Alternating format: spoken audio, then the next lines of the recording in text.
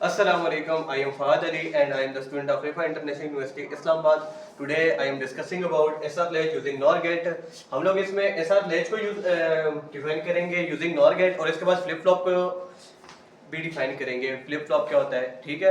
हमारे पास लेच होता क्या चीज़ है, तो बेसिकली लेच जो है मेमोरी एलिमेंट है जो स्टोरेज के लिए यूज होता है और ये फ्लिप फ्लॉप का बेसिक है, ठीक है।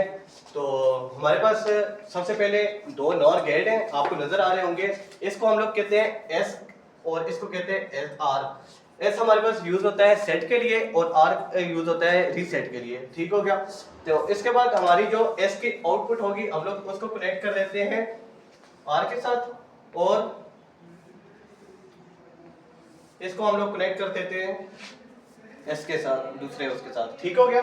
तो हमारे पास यहाँ पे क्यू नॉट होगा और क्यू यहाँ पे यूज होगा। हमारे पास जब भी हम लोग नॉर गेट की बात करते हैं तो नॉर गेट में हमारे पास सबसे ये थोड़ा अलग केस है कि हमारे पास क्यू नॉट ऊपर होता है और क्यू नीचे होता है। इसकी वजह यह है कि ये एक डिजाइनिंग का पार्ट है। अगर हम लोग इसको क्यू नॉट नीचे ही रहेगा तो क्यू ऊपर रहेगा, तो इसमें ये होगा कि जो नॉर गेट है नॉर गेट में और इसमें सिर्फ एक ही डिफरेंस होगा और वो गेट का होगा। तो हम लोगों ने जाहिर सी बात है गेट का डिफरेंस नहीं करना और ये रूल है, डिजाइनिंग का एक पार्ट है, इसलिए हमारे पास क्यू नॉट ऊपर आ जाता है। तो इसका हम लोग अभी टेबल भी देख लेते हैं।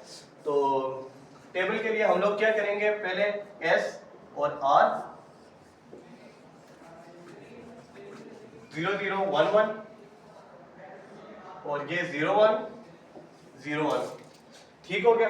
इसके बाद एस आर आ गया और ये हमारे पास क्यू आ गया। इसको हम लोग n+1 कह देते हैं। बेसिकली हम लोग अगर आप देखेंगे ना तो हमारे पास आप सोच रहे होंगे कि क्यू भी है क्यू नॉट भी है, आउटपुट दो है और हम लोग एक लिख रहे हैं।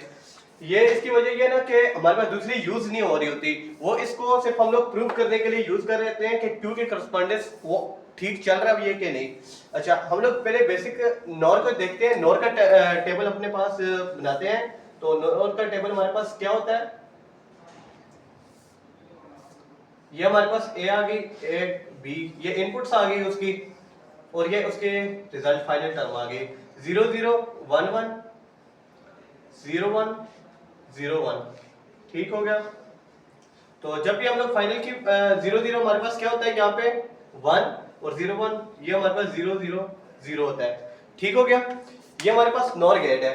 तो अगर हम लोग नॉर गेट को बिल्कुल गौर से देखें ना तो हमें एक बात पता चलेगी कि हमारे पास जब भी एक इनपुट 1 आएगी तो हमारे पास आउटपुट हमेशा 0 आ रही है, देखें।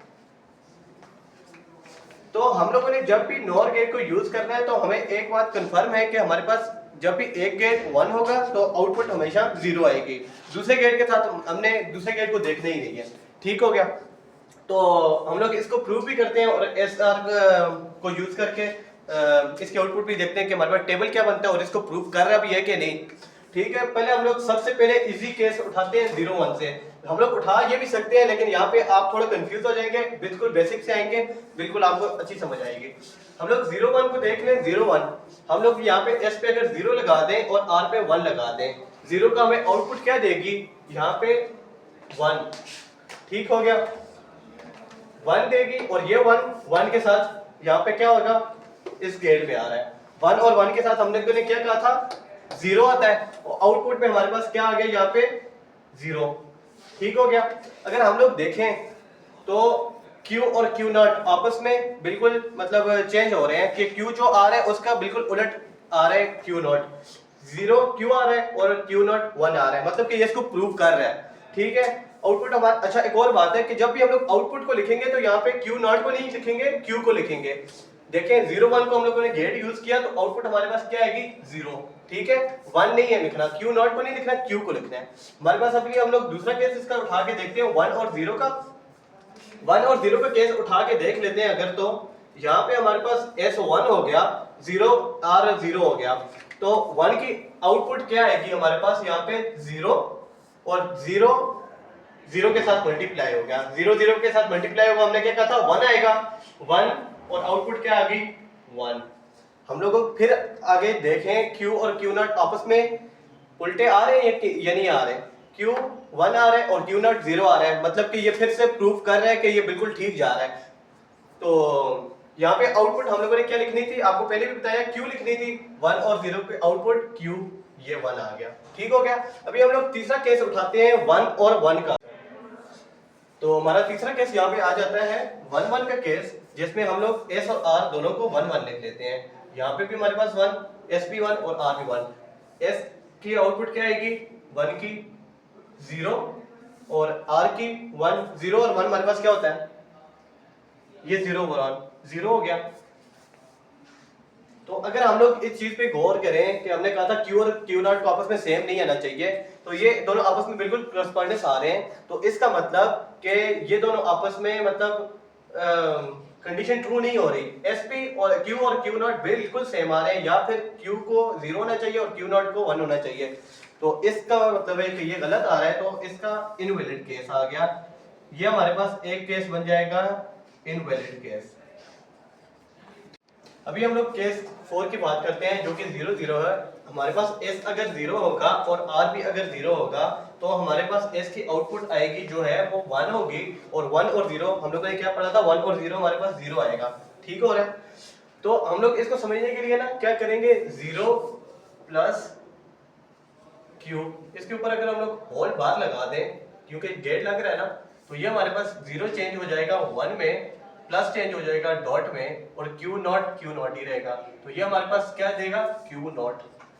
यहाँ पे हमारे पास Q0 आएगा। ठीक हो गया।